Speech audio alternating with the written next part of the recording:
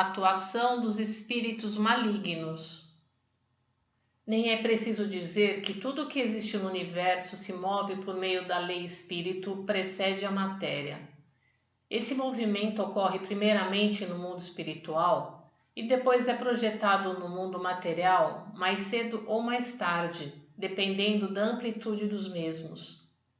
Essa projeção pode ocorrer imediatamente, dentro de alguns dias, ou mais tardiamente após alguns anos. Entretanto, esse tempo irá se abreviar à medida que o mundo do dia for se aproximando e ultimamente parece que está bem mais curto. Não bastasse isso, o mundo espiritual atualmente acha-se numa situação confusa jamais vista até agora.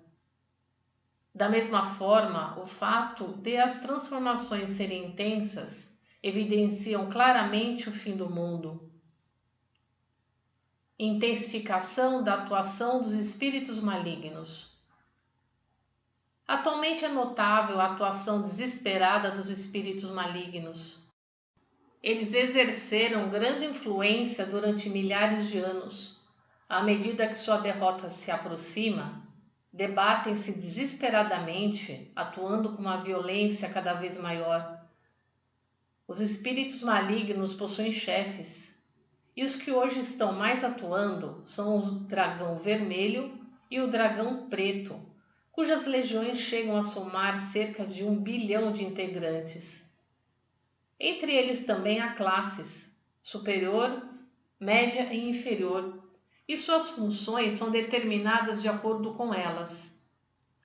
Os espíritos malignos também se esforçam ao máximo para executar fielmente os trabalhos que lhes são ordenados, pois se sentem estimulados ante a possibilidade de subir de classe e receber prêmios conforme seu mérito.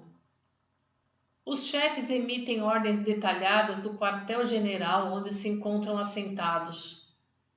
Essas ordens são transmitidas ao espírito protetor secundário da pessoa por intermédio do elo espiritual. Assim, os espíritos malignos atuam em concordância com o status ou a classe social da pessoa aqui neste mundo, e sua missão é conduzi-la cada vez mais para o mal, utilizando-se de todos os meios para tal. É realmente complicado, pois essa situação tem se mostrado claramente na sociedade atual. Os métodos são de fato extremamente hábeis e cruéis. Por exemplo, fazem algumas pessoas cometer crimes perversos como latrocínio e outros tipos de violência. Se forem um pouco mais inteligentes, induzem-nas à fraude, às falsificações de dinheiro, de títulos, de caligrafias, de pinturas, etc.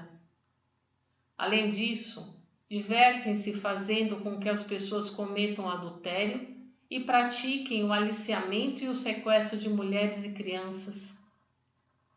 Os espíritos malignos mais graduados induzem as pessoas à prática de crimes engenhosos sob o disfarce de pessoas de bem. É hábito dos espíritos malignos induzirem as pessoas a apropriar-se de bens alheios, enriquecer enganando o próximo, subornar, corromper, sonegar impostos, contrabandear, fazer transações no mercado negro e outros atos escusos, incluindo embriagar mulheres e abusar delas. Atos dessa natureza, se vierem à tona, ferem a lei, e os infratores se tornarão criminosos, visto como indivíduos maus aos olhos de qualquer um. Contudo, há casos diferentes, em que os espíritos malignos levam a pessoa a praticar o mal sob o disfarce de pessoas do bem. Isso ocorre mais frequentemente entre as pessoas de classe acima da média, principalmente entre os intelectuais. Por essa razão, é preciso tomar o máximo de cuidado. Por exemplo, tais pessoas escrevem teorias que, à vista de qualquer um, parecem corretas e defendem ideologias como se fossem a verdade. Fazem a sociedade confiar no que dizem, porém na prática, às escondidas, agem de forma contrária. Por serem intelectuais, inspirarem confiança e serem extremamente hábeis, fica difícil avaliar o certo e o errado do que dizem. Existem muitos indivíduos assim entre os políticos, os formadores de opinião e aqueles que possuem certo destaque social, sendo respeitado por todos. Realmente não podemos nos descuidar. O bem na visão de Deus. Não existe nada pior do que alguém dedicar-se devotadamente a uma causa acreditando ser um bem e os resultados mostrarem exatamente o contrário, isto é, que se trata de um mal. Os chamados incidente de 15 de maio e incidente de 26 de fevereiro ocorridos no Japão são exemplos disso. Existem casos extremos em que pessoas importantes agiram acreditando que se tratava de uma boa e correta ação, apostando a própria vida, mas obtiveram resultados às avessas. Incluem-se nessa situação aqueles que recentemente foram condenados e executados como criminosos de guerra. Ressalto ainda um pecado que geralmente passa completamente despercebido. Há indivíduos que se devotam à prática de uma teoria, julgando-a maravilhosa. Na realidade, são pessoas dignas de pena, pois estão causando desgraça à humanidade. Logicamente, tais criaturas estão sendo manipuladas pelos espíritos malignos, mas por terem o cérebro moldado pela ciência, certamente não têm como perceber a situação. Por outro lado, existem pessoas admiráveis e extraordinárias. Nessa categoria se enquadram os grandes personagens da história, como os fundadores de religiões, os grandes cientistas, autores de novas teorias e descobertas, os consagrados pensadores, etc. Muitas dessas pessoas, alguns séculos após sua morte, se tornam alvo de veneração e respeito. Evidentemente, aquelas que são dignas de admiração, pois sem qualquer parcela de mau pensamento, de interesse ou de ambição pessoal, renunciaram à própria vida, acreditando ser uma causa em prol da humanidade. Todavia, do meu ponto de vista, mesmo nessas realizações, houve aspectos que beneficiaram a humanidade e os outros que acarretaram danos.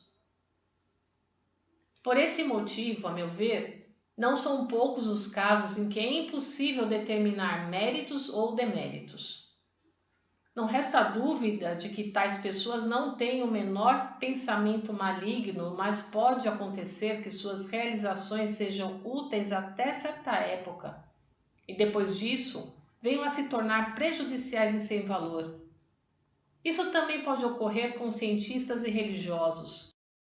É comum ouvir falar de casos de religiões que eram magníficas na época de sua fundação, mas com o passar do tempo perderam o foco e surgiram dentro delas conflitos, religiosos degradados, etc., tornando-se perniciosas. Fato idêntico ocorre na ciência. Mesmo certas descobertas que inicialmente encantaram o mundo, muitas vezes, com o passar dos anos, podem vir a ser nefastas. Em suma, tudo faz parte do plano do Supremo Deus. Para impulsionar a cultura, o bem e o mal entram em conflito, a luz e a escuridão, o belo e o feio se misturam e a cultura aproxima-se passo a passo do ideal. Saibam que isso também é a profunda vontade divina, insondável por meio da inteligência humana. Em 25 de dezembro de 1950. Notas. Incidente de 15 de maio.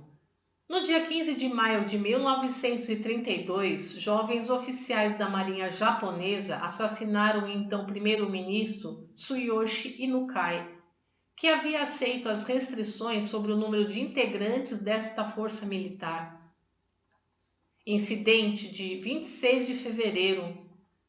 Do dia 26 a 29 de fevereiro de 1936, jovens oficiais do Exército Imperial Japonês fizeram um levante para assassinar diversas autoridades e funcionários do governo japonês, com o intuito de reivindicar as reformas sociais. Compartilhe os ensinamentos de Meishu Sama.